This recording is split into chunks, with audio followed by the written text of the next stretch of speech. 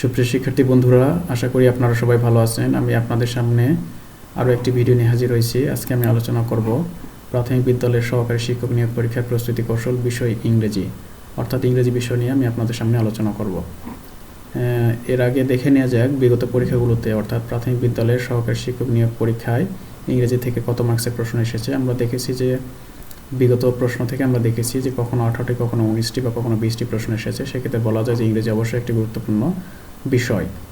তো বন্ধুরা, আপনারা ইংরেজি বিষয় পড়াশোনার জন্য কোন বই থেকে পড়াশোনা করবেন এটি আমি একটি ভিডিও দিয়েছিলাম। সেই ভিডিও থেকে আপনারা ভিডিওটি দেখে নিতে পারেন, অথবা তারপর আমি বলতেছি আপনাদের যে ইংরেজিতে ভালো করার জন্য আপনারা যে কোনো বাজারে যে কোনো একটি গাইড বই নেবেন, পাশাপাশি আপনারা গ্রামার বই রাখতে পারেন রেফারেন্স বুক হিসেবে, হতে পারে নবম দশম শ্রেণীর অথবা ইন্টারমিডিয়েট লেভেলের যে কোনো একটি গ্রামার বই। তারপর আপনারা গ্রামার বই না থাকলেও একটি ভালো গাইড বই আপনাকে হেল্প করতে পারে।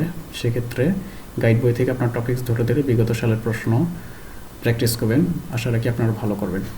তো চলুন বন্ধুরা, দেখে নিই আমরা ইংরেজির কোন কোন টপিকসগুলো থেকে পড়াশোনা করব। আমি এখানে যে টপিকসগুলো দিয়েছি আপনারা চাইলে এর বাইরেও পড়তে পারেন, তবে আমি যেগুলো টপিকস দিয়েছি খুবই গুরুত্বপূর্ণ টপিকস। এখান থেকে অর্থাৎ 18 থেকে 19টি প্রশ্ন করা হয়ে থাকে, 20টির মধ্যে কখনো 20টিও কমন পেতে পারেন। তো চলুন বন্ধুরা, কথা না বাড়িয়ে আমরা শুরু করি। প্রথমে আমরা দেখতে পাচ্ছি যে পার্টস অফ স্পিচ খুবই গুরুত্বপূর্ণ একটি টপিকস।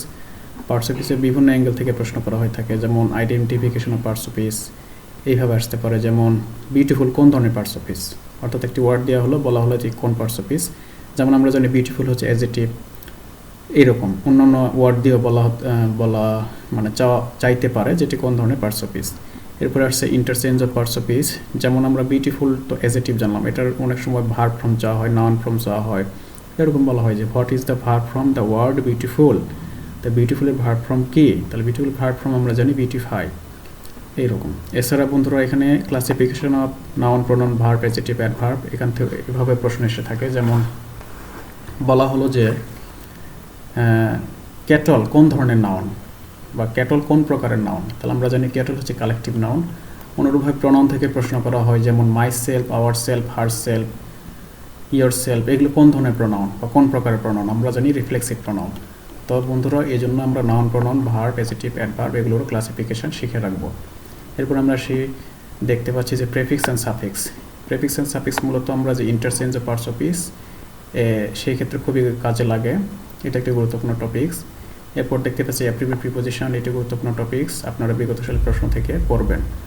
এরপর আমরা দেখতে পাচ্ছি আইডেন্টিফিকেশন অফ টেন্স, খুবই গুরুত্বপূর্ণ টপিক্স, সহজ টপিক্স। একটি বাক্য উঠাই দিয়ে বলতে পারে যে এটি কোন ধরনের টেন্স বা কোন প্রকারের টেন্স। যেমন বলা হলো I have been reading a book for 2 hours, অর্থাৎ এটি কোন ধরনের টেন্স। তাহলে এটি আমরা বন্ধুরা দেখতে পাচ্ছি এটি হচ্ছে প্রেজেন্ট পারফেক্ট কন্টিনিউয়াস টেন্স।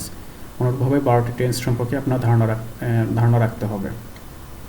এরপর আমরা দেখতে পাচ্ছি গ্রুপ ভার্বস বা ফ্রেজাল ভার্বস, এটি গুরুত্বপূর্ণ টপিক্স, এখান থেকে প্রশ্ন আসে।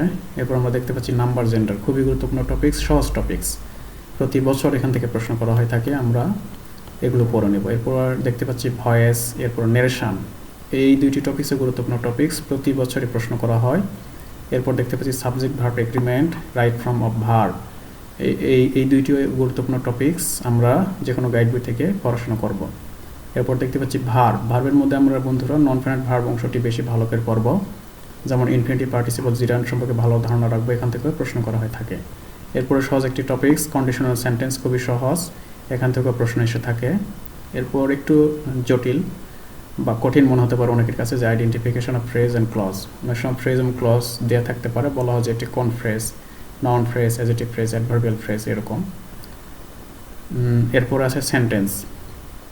সেন্টেন্সের মধ্যে আমরা প্রথমে দেখি যে সিম্পল, কমপ্লেক্স, কম্পাউন্ড সেন্টেন্স আছে। এরপর affirmative, interrogative, imperative, objective, exclamatory, অর্থাৎ একটা সেন্টেন্স তুলে বলা থাকে এটি কোন ধরনের সেন্টেন্স। অথবা এরকম বলা থাকে যে সিম্পল সেন্টেন্স দিয়ে আছে, বলা যে what is the complex form, অর্থাৎ সিম্পল সেন্টেন্সের কমপ্লেক্স সেন্টেন্স মানে চাইতে পারে, বা কমপ্লেক্স দেওয়া থাকলে কম্পাউন্ড চাইতে পারে, কম্পাউন্ড ফর্ম কী হতে পারে এরকম।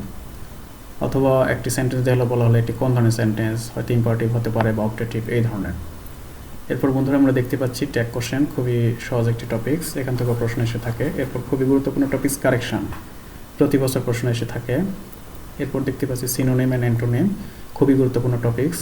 তো বন্ধুরা এখানে একটি বিষয় লক্ষণীয়, আপনারা অনেক বেশি ভোকাবুলারি পড়ার দরকার নেই, এটি ভালো করার জন্য আপনারা শুধু বিগত সালের প্রশ্ন থেকে পড়াশোনা করবেন সেক্ষেত্রে একটি বিষয় মাথায় রাখবেন যে BCS PSC non cadre job primary সহকারী শিক্ষক নিয়োগ পরীক্ষা এটিও পরীক্ষা মাধ্যমিক সহকারী শিক্ষক নিয়োগ পরীক্ষা এগুলো থেকে পড়বেন অর্থাৎ দুইটি বিষয় আপনার বাদ দেবেন মানে সেটা হচ্ছে একটা হচ্ছে ব্যাংক কোশ্চেন এবং আরেকটি হচ্ছে ইউনিভার্সিটি কোশ্চেন ভার্সিটি অ্যাডমিশনে যে কোশ্চেন আসে এই দুই প্রকারের প্রশ্ন আপনাদের পড়ার দরকার নেই পড়লে আপনাদের প্রিপারেশন বেশি জটিল হয়ে যেতে পারে এরপর আমরা দেখতে পাচ্ছি কারেক্ট স্পেলিং খুবই গুরুত্বপূর্ণ টপিকস প্রতি বছর এখান থেকে প্রশ্ন হয় এবং কারেক্ট স্পেলিংয়ে বন্ধুরা আমরা দেখতে পাই যে খুবই আমাদের চেনা পরিচিত ওয়ার্ডগুলো থেকেই এখান থেকে প্রশ্ন করা হয়ে থাকে তো ভালোভাবে আপনার পড়াশোনা করবেন এরপর আমরা দেখতে পাচ্ছি ফ্রেজ অ্যান্ড ইডিয়মস এগুলো আপনার বিগত সাল থেকে পড়াশোনা করবেন বেশি কঠিন পড়ার দরকার নেই এরপর দেখতে পাচ্ছি সাবস্টিটিউশন বা সিঙ্গেল ওয়ার্ড বাংলা যেটিকে বলা হয় এক কথায় প্রকাশ অর্থাৎ এরকম বলা হয় যে one who loves his country আমরা বলি যে দেশকে ভালোবাসে তাকে আমরা দেশপ্রেমী বলি তো ইংরেজি কী হবে প্যাট্রিয়ট আরেকটি আমরা দেখি যে বলা হয় a doctor who treats heart disease যে হার্ট ডিজিজ বা হৃৎপিণ্ড নিয়ে চিকিৎসা করে বা রোগ নির্ণয় করে তাকে আমরা কি বলি কার্ডিওলজিস্ট হৃদরোগ বিশেষজ্ঞ তো এইরকম এগুলো আমরা পড়াশোনা করি খুবই সহজ এবং গুরুত্বপূর্ণ টপিকস এরপর হচ্ছে ট্রান্সলেশন প্রভার্বস এখান থেকে প্রশ্ন করা হয় অ্যানালজি কম গুরুত্বপূর্ণ টপিকস তারপর আমরা একটু ধারণা রাখবো আর লিটারেচার থেকে কখনো প্রশ্ন এসেছে বা কখনো আসে নাই লিটারেচার অংশে আমরা শেক্সপিয়ারটা ভালোভাবে দেখতে পারি এছাড়া আপনারা বিভিন্ন পরীক্ষার প্রস্তুতি নিচ্ছেন সেক্ষেত্রে আশা রাখি আপনাদের ধারণা আছে আপনার লিটারেচারের জন্য বিগত সালের প্রশ্ন পড়লে হবে বেশি গভীরে যাওয়ার দরকার নেই তো বন্ধুরা আশা করছি আপনারা আমার এই ভিডিও থেকে উপকৃত হবেন এবং আপনারা ভালো প্রস্তুতি নিয়ে সামনের পরীক্ষাগুলোতে ভালো করবেন এই আশাবাদ ব্যক্ত করে আমার ভিডিওটি এখানে শেষ করছি এবং পরিশেষে ছোট্ট একটি রিকোয়েস্ট যদি আমার ভিডিওটি ভালো লেগে থাকে আমার চ্যানেলটিকে সাবস্ক্রাইব করবেন লাইক করবেন শেয়ার করবেন এবং পরবর্তী ভিডিও দেখার আমন্ত্রণ জানিয়ে এখানে শেষ করছি ধন্যবাদ